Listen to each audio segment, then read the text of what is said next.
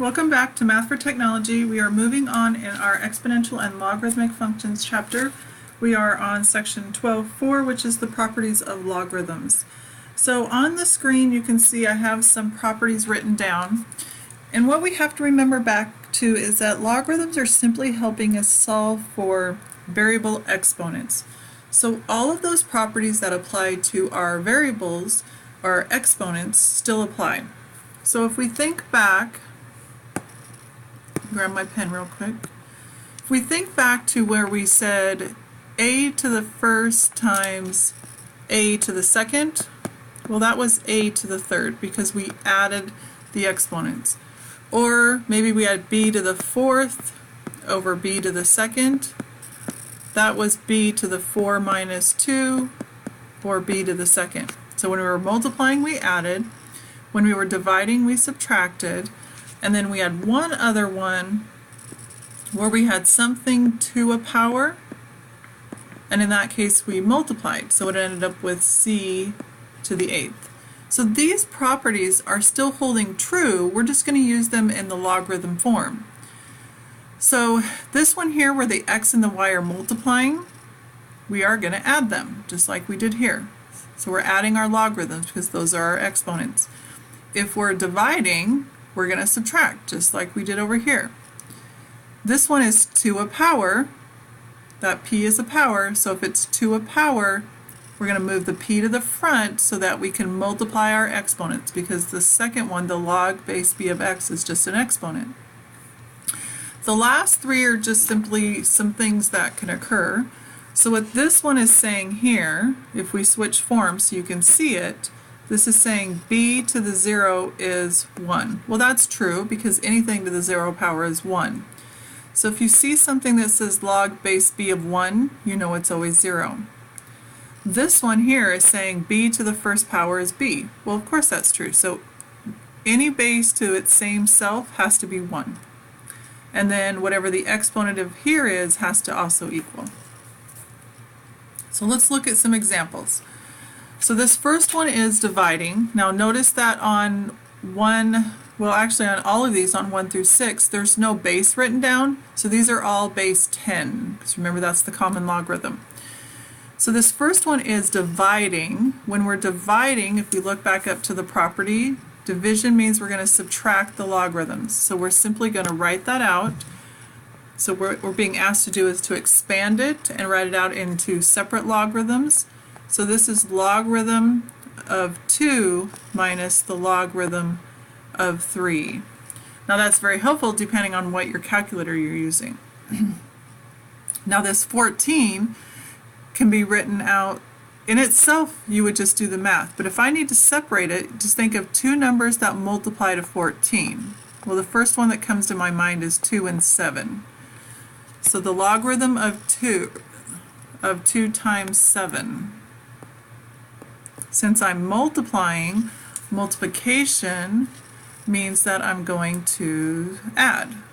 So this becomes the logarithm of 2 plus the logarithm of 7. Number 3 has a combination. It has some things being multiplied and some things being divided. So we're going to do a combination of items. I'm going to end up with 4 different logarithms. So on the top, the first one is a 5. Now those are multiplying, so I'm going to add the logarithm of a. Now the next one is it's division, so I need to subtract. Since there are multiple parts, I'm going to put a parenthesis, so I make sure I get that in there. So it's a logarithm of 7. These two are multiplying, so it's adding a logarithm of x. So the first three we're asking you to expand or to write them in several different logarithms. The next three are asking you to condense or put that together into a single logarithm. So we're going to work backwards. So this plus sign, plus means that we were multiplying. So it's a logarithm of 2 times 11, or the logarithm of 22. The next one I'm adding, but notice I have some numbers in the front, which means those are being multiplied.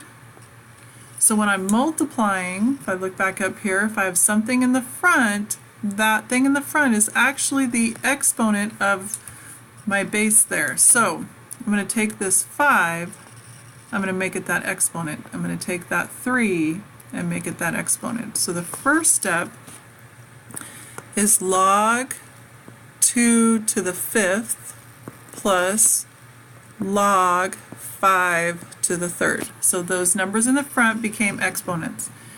Now I am adding, which means these exponents should be multiplying.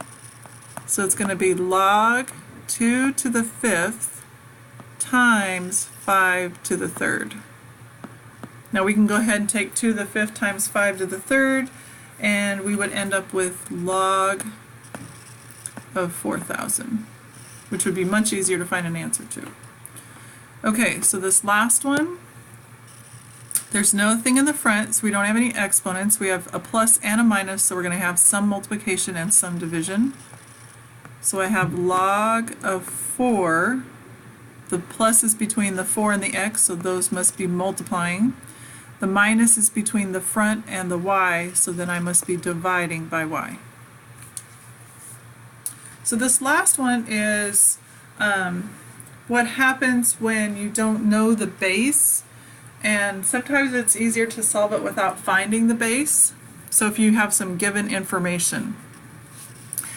So they tell us that log base b of 2 is this decimal, log base b of 3 is that one, and log base b of 5 is that one. So we're going to try and write our work in 2s, 3s, and 5s. So think of what you know about 16. 16 is 2 times 2 is 4, 4 times 2 is 8, 8 times 2 is 16. So 2 to the 4th is the same as 16. So let's change this to log base b of 2 to the 4th. Now we have a property up above that says if I have an exponent, I can move it to the front to do the property. So it's 4 times log base b of 2. Now I know what log base b of 2 is because it says up here that it's 0.3869. So what I'm going to do now is I'm going to substitute this log base b of 2 for 0.3869, since I know that they're equal, and that gives me an answer of 1.5476. So I actually know the value of that logarithm even though I don't know the base. So we'll do a similar with this next one. It looks like it might have more parts because it's got a division, and I have a 24, which is not one of my numbers. So I have to think, what do I know about 24? Well, 24 is 2 times 12, but 12 isn't up there. 12 is 2 times 6, which again isn't up there. Oh, wait, if we did 2 to the 3rd, that would be 8 times 3. So that would be 24. Okay, so let's change it to log base b of 2 to the 3rd times 3 over our 5. We have a 2 up here, we have a 3, and we have a 5. So before we plug in or substitute, let's separate this all out. I'm going to go ahead and do the first one, log base b of 2 to the 3rd. Now it's being multiplied with a 3, so we're going to add log base b of 3. Now we're dividing, which means we're subtracting log base b of 5. Now I'm almost to where I can substitute, but I can't have an exponent here.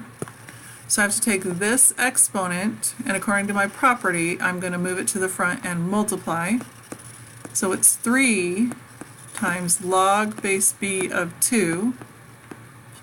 These other two were the same. I'm not doing anything besides copying them down because I didn't need to change those. Okay, so now we're going to put in what we know. Log base b of 2 is 0.3869 plus log base b of 3 is 0.6131 minus log base b of 5 is 0.8982. So I go ahead and just plug that all into my calculator, and I get 0.8756. Okay, so that is section 4. Go ahead and practice it. Let me know if you need any help. Have a good day.